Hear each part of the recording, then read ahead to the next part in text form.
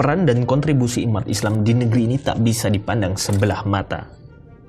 Para ulama dan kaum santri menjadi garda depan dalam merebut dan mempertahankan kemerdekaan. Salah satu sosok yang menjadi kunci bangkitnya semangat perjuangan ini adalah Kiai Haji Hashim Asy'ari.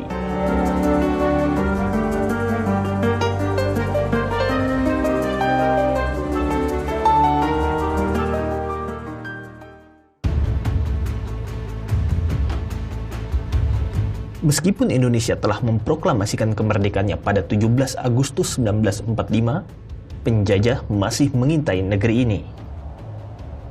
Setelah kekalahan Jepang di Perang Dunia II, pada akhir September 1945, tentara Inggris sudah mendarat di Jakarta dan siap melakukan penjajahan.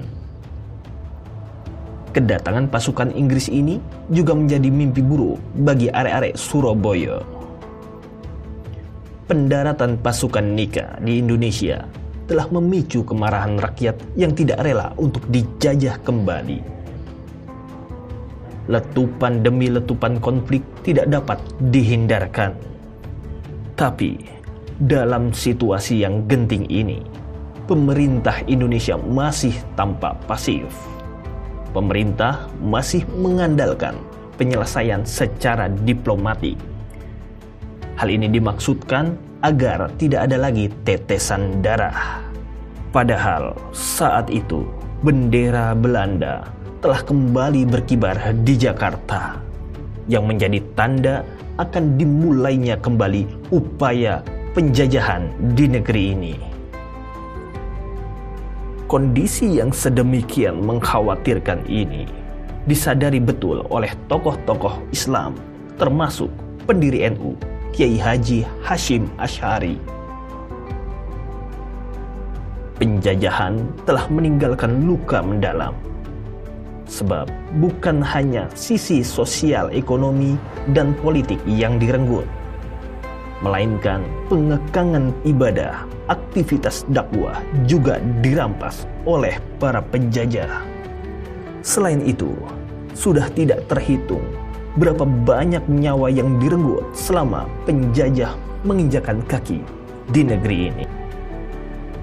Di tengah situasi genting ini, pada 17 September 1945, Kiai Haji Hashim Asy'ari mengeluarkan sebuah fatwa yang disebut Fatwa Jihad. Ia menyampaikan bahwa perjuangan membela tanah air adalah sebagai suatu fisabilillah. Tidak berhenti sampai di situ, Kiai Haji Hashim Asy'ari mengambil langkah-langkah strategis. Beliau mengundang konsul-konsul NU se-Jawa dan Madura ke kantor Holbestur Nahdlatul Ulama di Jalan Bubutan 6, nomor 2, Surabaya. Pada tanggal 21 Oktober 1945, Kiai Haji Hashim Asy'ari bersama konsul NU berkhidmat membahas situasi perjuangan dan upaya mempertahankan kemerdekaan yang baru sesaat diraih. Tepat pada 22 Oktober 1945, NU melahirkan keputusan hebat yang berdampak besar dalam sejarah perjuangan Indonesia, yaitu Resolusi Jihad. Resolusi Jihad merupakan kebulatan tekad yang isinya mewajibkan kepada seluruh umat Islam, baik laki-laki maupun perempuan, untuk mengangkat senjata melawan kolonialisme, imperialisme yang mengancam agama dan negara. Isi resolusi jihad itu antara lain: kemerdekaan Indonesia yang telah diproklamirkan pada 17 Agustus 1945 harus dipertahankan. Pemerintah RI sebagai satu-satunya pemerintahan yang sah harus dipertahankan dengan harta maupun jiwa. Musuh-musuh Indonesia, khususnya orang-orang Belanda yang kembali ke Indonesia dengan menumpang pasukan sekutu, sangat mungkin untuk menjajah kembali bangsa Indonesia setelah Jepang ditaklukkan. Umat Islam, khususnya warga NU, harus siap bertempur melawan Belanda dan sekutu mereka yang berusaha menguasai Indonesia kembali. Kewajiban jihad merupakan keharusan bagi setiap muslim yang tinggal dalam radius 94 km. Fatwa resolusi jihad Kiai Haji Hasyim Asy'ari menunjukkan perhatian besar terhadap situasi negara yang membutuhkan fatwa untuk melegitimasi konfrontasi fisik dari sisi ajaran Islam.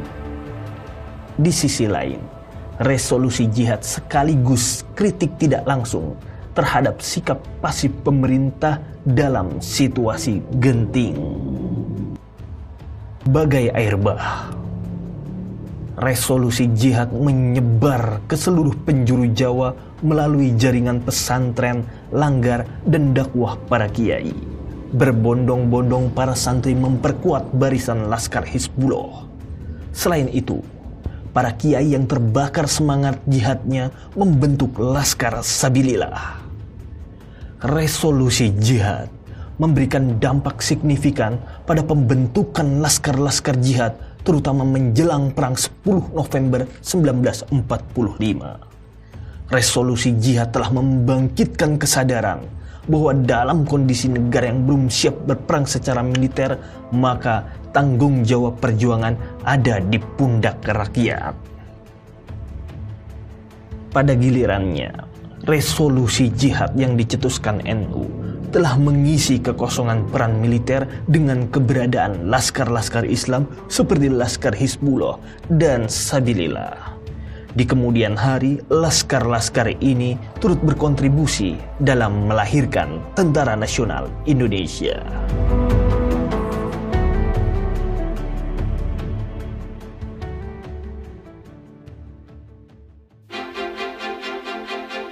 Pada Muktamar NU di Purwokerto tanggal 26 sampai 29 Maret 1945, resolusi jihad kembali dipertegas. Muktamar NU di Purwokerto ini memutuskan perang menolak penjajah dan para pembantunya adalah wajib ain atas setiap jiwa bagi laki-laki ataupun perempuan dan juga anak-anak yang semuanya berada dalam satu tempat yang dimasuki oleh penjajah dan pembantunya. Wajib ain pula atas setiap jiwa yang berada dalam tempat yang jaraknya kurang dari 94 km dan tempat yang dimasuki oleh penjajah. 3. Wajib kifayah atas setiap orang yang berada di tempat-tempat yang jaraknya 94 km dari tempat tersebut. Jikalau jiwa-jiwa yang tersebut dalam nomor 1 dan 2 di atas tidak mencukupi untuk melawannya, maka jiwa yang tersebut dalam nomor 3 wajib membantu sampai cukup. Dalam pandangan Kiai Haji Hasyim Asy'ari, kewajiban mempertahankan negara oleh umat Islam dari segala hal yang mengancamnya bukan semata-mata atas nama nasionalisme, melainkan dengan pertimbangan untuk menjaga keberlangsungan kehidupan umat Islam yang berdiam di negara tersebut. Pikiran ini ditegaskan dalam pidatonya pada Muktamar NU ke-16 di Purwokerto tahun 1946. Kiai Haji Hasyim Asy'ari menyatakan, tidak akan tercapai kemuliaan Islam dan kebangkitan syariatnya di dalam negeri-negeri jajahan. Dengan kata lain, syariat Islam tidak akan bisa dilaksanakan di negeri yang terjajah. Demikianlah gagasan cemerlang sekaligus pedoman yang diwariskan Hadratus Syekh Kiai Haji Hasyim Asy'ari dalam menjaga agama dan kedaulatan negara. Semoga kita tidak melupakan dan meninggalkan warisan ini.